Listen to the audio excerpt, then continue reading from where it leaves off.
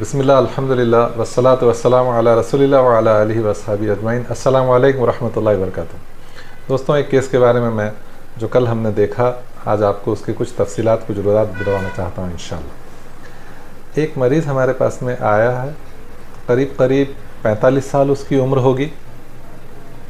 شکایت یہ لے کر آیا تھا کہ پچھلے 1-1.5 سال سے اس کو بیوی کے متعلق ایک عجیب وسوسہ ہو گیا۔ ایک ایسا اس کو بار بار ذہن میں خیال آنے لگ گیا کہ اس کی بیوی کی ناک جو ہے وہ درست نہیں ہے، وہ مناسب نہیں ہے، وہ دکھنے میں اچھی نہیں ہے۔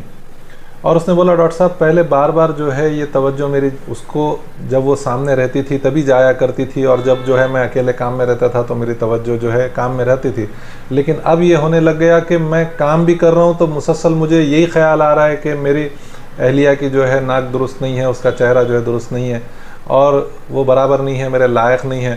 حالانکہ شادی کو جو ہے ہمارے 15-1 سال ہو گئے ہیں، 15-20 سال ہو گئے، بچے بھی جو ہے الحمدللہ بڑے ہو گئے ہیں، اور اس وجہ سے بار بار مجھے یہ خیال آ رہا ہے کہ میں اس کو چھوڑ دوں۔ میں نے جب اس شخص سے پوچھا کہ تمہاری اہلیہ جو ہے کیا نیک بخت خاتون ہے، کیا تم اس سے مطمئن ہیں؟ اس نے کہا ڈاکٹر صاحب وہ مزاج میں، کردار میں، اخلاق میں مجھ سے بھی زیادہ بہتر ہے، یعنی میری خوشی میرا غم جو ہے وہ مجھ سے بھی زیادہ میرے گھر کا اچھے سے خیال رکھتی، لیکن اب یہ وسوسہ ایسے آ گیا، ایسا گھر کر گیا کہ عجیب جو ہے کیفیت میری ہوگے والی ہے، اور اس سے میں نکل ہی نہیں پا رہا ہوں۔ اس سے جب واپس پھر سے اچھے سے ہسٹری لی گئی تو جس کو ہم آبسیسو کمپلسو ڈس آرڈر بولتے ہیں، جس میں بار بار ہاتھ دھونا، بار بار جو ہے صفائی کرنا، بار بار جو ہے گندگی کے خیالات آتے رہنا یا ناپاکی کے خیالات آتے رہنا، اس قسم سے اس کو پہلے ہوا کرتا تھا، لیکن اب یہ تبدیلی آبسیسو جو ہے کسی کے چہرے کے طرف جو ہے اس کی اس طرح سے ذہن متوجہ ہو گیا، اور اس کو جو اس قدر معیوب سمجھنے لگا کہ وہ یہ بولنے لگ گیا کہ اب جو ہے میرا رہنا اس کے ساتھ دشوار ہے۔ کاؤنسلنگ کے وقت اس پیشنٹ سے جب ہم نے پوچھا کہ کیا تمہاری بیوی اس بارے میں تم نے اسے بتایا کیا، اور اس نے تم سے کیا کہا، تو اس نے یہ کہا کہ ڈاکٹر صاحب میری بیوی تو اس قدر نیک خاتون ہے کہ واپس اس نے مجھ سے یہ کہا کہ اگر مجھے چھوڑ دینے سے، طلاق دے دینے سے تمہاری طبیعت اگر درست ہو جاتی تو میں یہ درد بھی، یہ غم بھی سہ لوں گی تاکہ تم اچھے ہو جاؤ۔ تو اس کی اس اثار و قربانی پہ دیکھیے عورتیں کس قدر جو ہے اپنے شوہر کے پیچھے اپنی جان نثاری بھی دکھاتی ہیں، تو یہ کس کی اچھی مثال ہے ہمارے پاس۔ وہ اس نے کہا کہ ڈاکٹر صاحب وہ اتنی اچھی ہے کہ میں جو ہے اس سے بہت متاثر ہو گیا، اور اب میں چھوڑنے کا ارادہ نہیں رکھتا ہوں، لیکن یہ بار بار یہ جو وسوسہ آ رہا میں اس سے پریشان ہو گیا، اس سے نکلنے کی کیا ترکیب ہے مجھے آپ بتائیے۔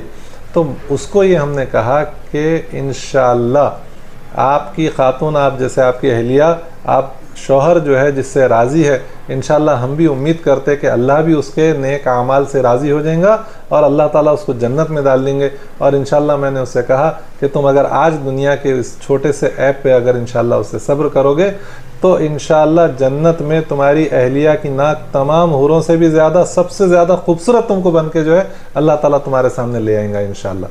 تو جب یہ بات اس نے سنی تو کہا کہ انشاءاللہ ہاں ڈاکٹر صاحب میں اس بات پہ صبر کروں گا کہ انشاءاللہ ایک اور چانس مجھے ملنے والا ہے جس میں میری اہلیہ کی ناک انشاءاللہ پوری کی پوری درست ہو جائیں گی۔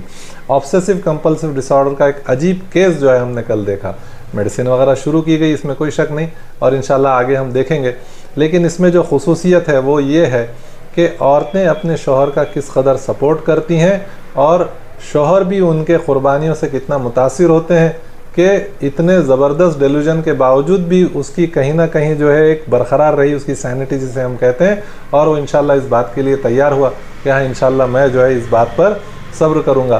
میڈیسن اس کے علیحدہ شروع کیے گئے۔ 1.5 سال کہاں بتایا تو کہا کہ ہم مولانا کے پاس جا رہے تھے، جانتوں کے پاس جا رہے تھے، دعا کرا رہے تھے۔ سوال پوچھا گیا دعا کرانا کہ نہیں کرانا ڈاکٹر صاحب؟ اب یہ سوال بڑا جو ہے پیچیدہ سوال ہے۔ اگر میں کہوں کہ دعا کرائیے تو یہ لوگ جو ہے عملیات وغیرہ میں لگ جاتے ہیں، میں اگر یہ کہوں کہ دعا مت کراؤ تو یہ تو کفر ہو جائے گا، کیونکہ دعا تو عبادت ہے، عبادت سے تو جو ہے ہم محروم نہیں رہ سکتے۔ بات یہ ہے دعا کے نام پر لوگ الگ الگ عجیب قسم کی حرکتیں کرتے ہیں، اس سے منع کیا گیا۔ دعا ہر حال میں ہے، ہر حال میں، اچھے بھی رہے تو دعا ہے، کوئی بیماری سیماری بھی آئی تو دعا ہے۔ یہ نہیں کہ صرف نفسیاتی امراض میں دعا ہوتی ہے، باقی امراض میں بھی دعا ہوتی ہے۔ لیکن جو دعا کے نام پہ جو کاروبار کر رہے ہیں، جو دعا کے نام پہ جو چل رہا ہے، یہ مناسب نہیں ہے۔ میں اس کی مثال بتاتا ہوں۔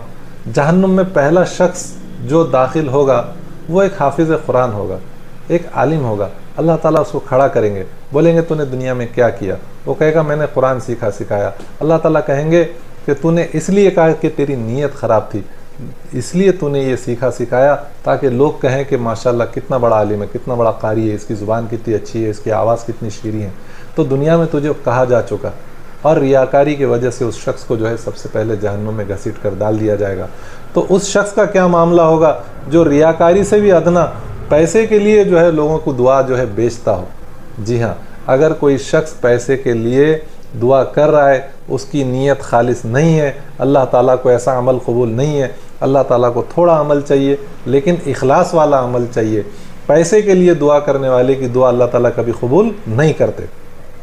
یہ الگ بات ہے کہ کوئی شخص دعا کرے، رقیہ کرے، قرآن پڑھے، آپ کوئی ہدیہ دے دو، وہ قبول کرنا اس کے لیے جائز ہے، حلال ہے۔ لیکن ہدیے کی نیت سے، پیسے کی نیت سے اگر کوئی قرآن پڑھ رہا ہے، رقیہ کر رہا ہے، دعا کر رہا ہے، تو یہ مناسب نہیں ہے۔ یہ کہیں نہ کہیں ریاکاری کی ایک شکلوں میں آ جاتا ہے، اس کی بھی دعا قبول نہیں ہوتی، آپ کو بھی کوئی نفع نہیں ہوتا۔ تو حلال دعاؤں کا بھی، جائز دعاؤں کا بھی یہ معاملہ ہے۔ باقی عملیات، گنڈے، ڈورے، تعویذ، پلیتے، رات کو 12 بجے اٹھو، قبرستان کی مٹی لاؤ، یہاں کا مکوڑا لے کے آؤ، فلانا کی جو ہے ہڈی لے کے آؤ، یہ تمام عملیات چور اچکے جھوٹے عاملوں کے دھندے ہیں۔